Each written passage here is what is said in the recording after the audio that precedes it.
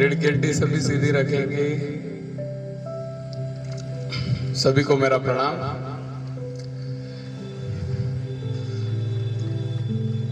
कि जिंदगी भर यही गलती करता रहा, कि जिंदगी भर यही गलती करता रहा, धूल चेहरे पे थी और आईना साफ करता रहा।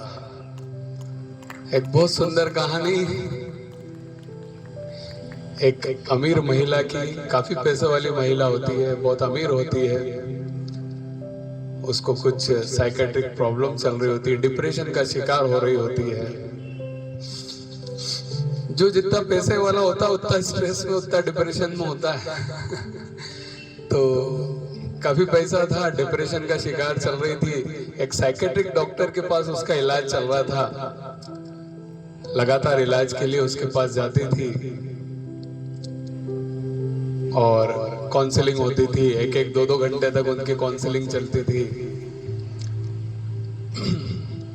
औरत हमेशा एक ही बात डॉक्टर को बोलती थी, जो अमीर महिला होती है, कि मेरे पास बहुत पैसा है, सब कुछ है, लेकिन मेरी लाइफ में हैप्पीनेस नहीं है, आनंद नहीं है। हैप्पीनेस की तलाश में थी, इस वजह से वो डिप्रेशन का शिकार थी। डॉक्टर हमेशा उसकी काउंसलिंग करा करते थे। जब बार बार महिला यही बात कहती थी, मुझे हैप्पीनेस नहीं फील होती है, मुझे हैप्पीनेस नहीं मिलती है, मुझे खुशी नहीं मिलती है, तो डॉक्टर कहता है एक काम कीजिए, मेरे घर पे ये अम्मा काम करती है, उसी समय वो काम कर रही होती है, तो इस अम्मा से आप एक कहानी सुनिए, इसके जीवन की कहानी सुनिए। वो अम्मा को बोलते हैं कि अपने जीवन की कहानी महिलाओं को सुनाइए। झाड़ू वाड़ू वो निकाल रही होती है, तो झाड़ू रख के उसी महिला के सामने कुर्सी पर बैठ जाती है और शुरू करती है कि बीबी जी क्या बताऊं, मेरा पति बहुत शराब पीता था, रोज घर आता था, मुझे मारता पीटता था, लड़ाई झगड़े करता था, पैसे भी नहीं देता था। मेरा एक बच्चा था जिसको पढ़ाई के लिए मैं जैसे तैसे इधर उधर काम करके पैसे इकट्ठे करती थी और बहुत मुश्किल से मेरा जीवन यापन चल रहा था। एक दिन मेरे पति ने बहुत ज्यादा शराब पी ली और उसके कारण उनकी मृत्यु हो गई।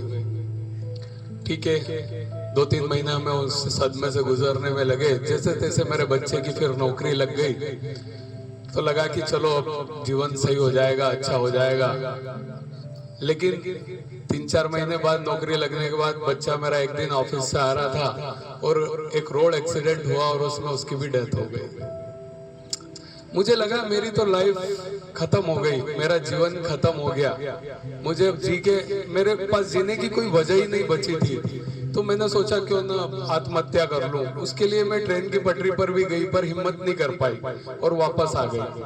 फिर इसी तरह लोगों के घर काम कर करा के और अपना जीवन बसर कर रही थी। एक दिन मैं रात को वापस काम करके घर लौट रही थी, तो मेरे पीछे पीछे एक छोटा बिल्ली का बच्चा साथ चलने लगा, साथ चल रहा था, पीछे पीछे चल रहा था। उस समय ठंड बहुत थी, मैं घर पहुंची तो मेरे पीछे ही खड़ा था। मुझे लगा भूखा होगा, तो मैंने उसको घर के अंदर ले लिया।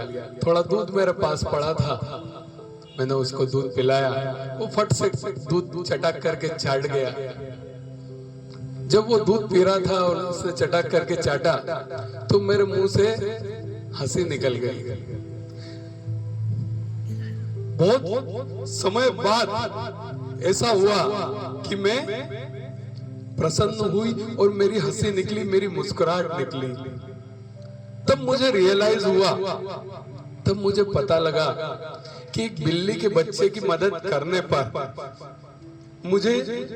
मुझे खुशी मिली, मेरे चेहरे पे मुस्कुराहट आई। तो अगर मैं बिल्ली की बच्चे की मदद करने से मेरे अंदर हैप्पीनेस आ सकती है, तो अगर मैं इंसानों की मदद करूं तो और ज्यादा खुश हो सकती हूँ। बस फिर मैंने यही करा, जो भी जरूरतमंद होता, जैसे कोई हमारा एक पड़ोसी अस्पताल में भर्ती था, उसको खाने की जरूरत थी, तो मैं उसके लिए खाना बना के ले जाती। कोई बीमार है तो उसको मैं कुछ देती। इस तरह मुझे जहाँ आसपास जो जितना मौका मिला, मैंने लोगों की मदद करना चालू किया और मेरे जीवन में हैप्पीनेस, खुशी बढ़ती गई और मिलती गई। वो अमीर महिला, और ये बोलते बोलते वो रो पड़ी। अमीर महिला ये सब बात सुन के उसको समझ में आया कि जिंदगी में खुशी पैसों से नहीं मिलती, खुशी बांटने से मिलती है। हैप्पीनेस जब तक हम शेयर नहीं करेंगे तब तक हम खुश नहीं हो सकते। जब तक हम दूसरों की मदद नहीं करेंगे, दूसरों के चेहरे पे मुस्कान नहीं लाएंगे, आप खुश नहीं हो सकते। खुशी बांटने से ही मिलती है।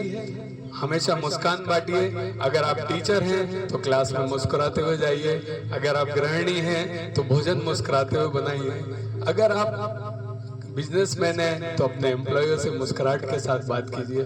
सब जगह आप मुस्कुराहट बांटिए। देखिए आपके अंदर कितना हैप्पीनेस, कितनी खुशी आएगी। बस इस कहानी का यही सार है कि मुस्कुराहट बांटते चलिए। यही नहीं तो आजकल साइकेट्रिक डॉक्टर्स और डिप्रेशन के शिकार बहुत है, वो इसीलिए क्योंकि वो केवल